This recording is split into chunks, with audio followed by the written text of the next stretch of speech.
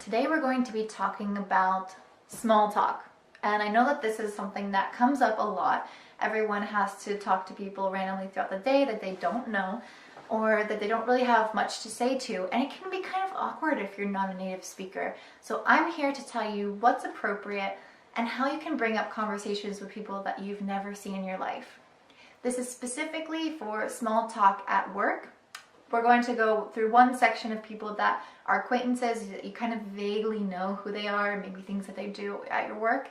And then people that you work with that you've never met before, maybe clients that you have to have brand new conversations with and you don't know anything about them. So let's get into that right now. Okay, so there are a bunch of topics that you can talk about. You can mention the weather. You can talk about something that's visible or in your vicinity. You can talk about something that they're wearing. You can give them recommendations. You can also talk about travel. That specifically might be more for people that you already know. And you can also talk about sports events or things that don't seem like they involve much personal aspects of their life. Of course, you can always talk about projects and things that you have in common, and definitely anything work-related. So let's go over some examples now. If you have an acquaintance, you can go up to them at work and say, "Hey, what are you up to this weekend? I hear there's going to be good weather this weekend." So what are you up to is something that's really casual. So it's a nice way to make them feel comfortable with you, kind of like you guys are already friends, but not be too informal. So what are you up to can mean what are you doing right now, but then when you add that time frame, what are you up to this weekend, then it makes sure that they know that you're talking about this weekend, obviously. So that would be talking about plans and talking about weather combined. You can also ask them questions about something that they've done recently, and you can use it in a form like this. "Hey, didn't you go to Tokyo recently? How was that?"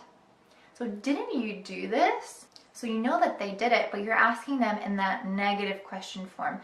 Didn't you do this? So this also shows that you're paying attention to them, you know that they did something, and you're telling them that through your language, and then you're asking them to give their advice. What did you think about that? Did you like Tokyo? Tell me more about it. Asking them how it was will give you a chance to have a lot of engagement between the two of you.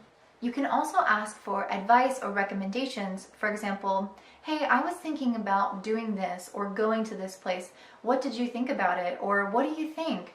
And this will give them a chance to give their 2 cents, as we say in English, their opinion, and it will give you a chance to connect on a deeper level.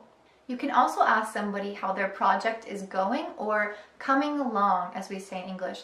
So, "Hey Pat, how's that project coming along?" "Oh yeah, it's doing great." And then maybe you can ask for some more information, and then that would be a whole conversation right there.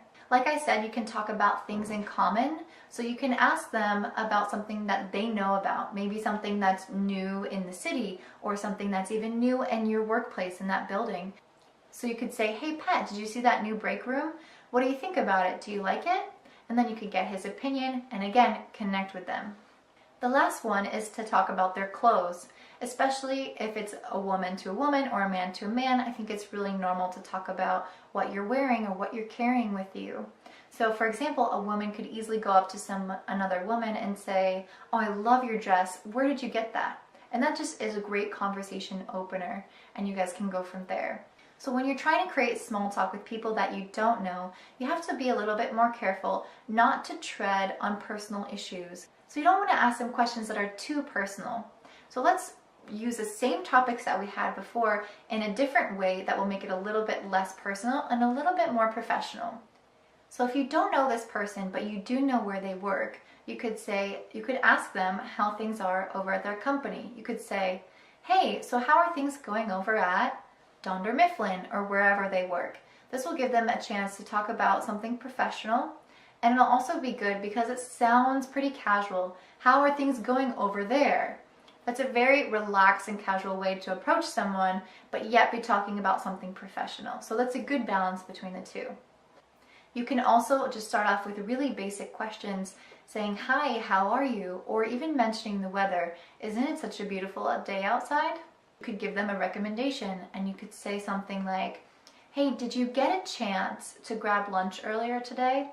If not, there's a place just around the corner that serves the best croissants. Something like this. So asking them if they had a chance to do something is a very passive, non-aggressive way to ask a question, and it also seems very relaxed and somewhat personal, but yet professional. This is a really great way to approach someone, asking them whether they've done something yet or not, and then you can give your recommendation based off of their answer. The last thing that we'll talk about is things on their person, so their clothes or things that they're holding. So if you wanted to make it a little bit more professional, you could ask them about their briefcase, and you could talk about how you wanted to replace yours. So you could comment, oh wow, that's a really nice briefcase. You know, I think I want to replace mine soon. Do you recommend that brand, or do you have any other brands that you recommend? This will give them a chance to give their opinion and their recommendation, and people love to do that. So these are all really great conversation starters, but what about keeping the conversation going?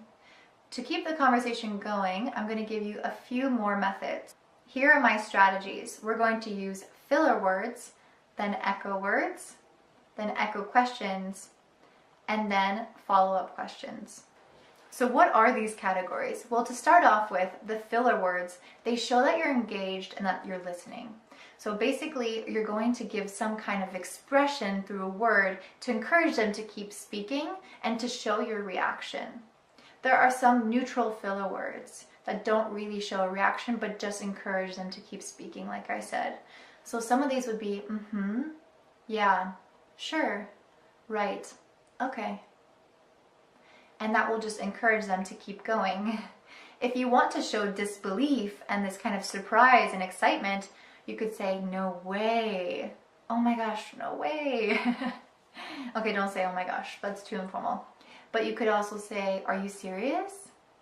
Really? Wow.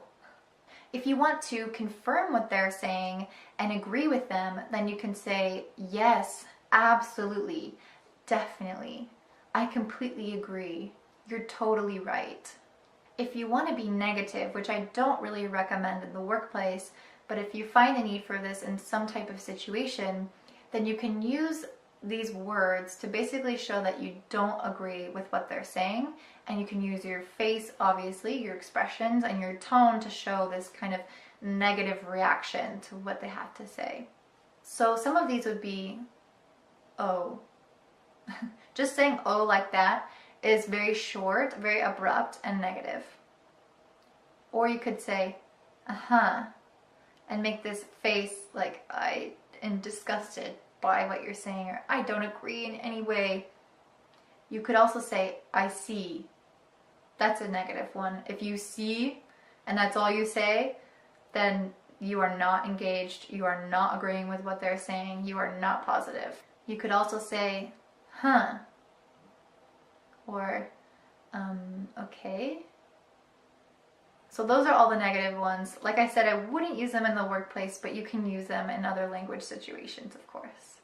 Okay, so now let's talk about echo words. So echo words, again, show engagement. They show that you're listening, that you're a good listener. And what you're going to do is you're going to take some word that they say that's critical to the sentence or that's important, and you're going to repeat it after them. So, for example, if someone came up to you and they said, oh, I just took 2 hours to get here, you would respond, 2 hours? And then a follow-up question would be, was there an accent or something? So the follow-up questions are just another question that you ask after that will ask them, encourage them to speak a little bit more about the topic and divulge a little bit more information. An echo question is a lot like an echo word, except you're repeating part of what they're saying and making it into a question form. So I'm going to Japan next week. You are, that's an echo question. I took the verb, am going, and put it into a question. You are going. And then you can ask another follow-up question, what for? What's the purpose of the trip, business or pleasure? So just asking some kind of questions to get them going, to make them feel like you care, like you're involved, like you want to get to know them a little bit, but not going too far and too personal in the conversation. So these are my tips of how to start and keep a conversation in the workplace. And really the most important thing about all of this is just being confident in who you are and your language ability. I know so many people who speak English as a second language, who are extremely advanced, who just don't have the confidence in their own capabilities to really go up to someone and feel good about what they're saying when they don't know them, especially in a professional setting. So just try to practice this at home with friends or with random people on the street until you gain that confidence and that comfortable feeling when approaching somebody that you don't know. Next week, bye!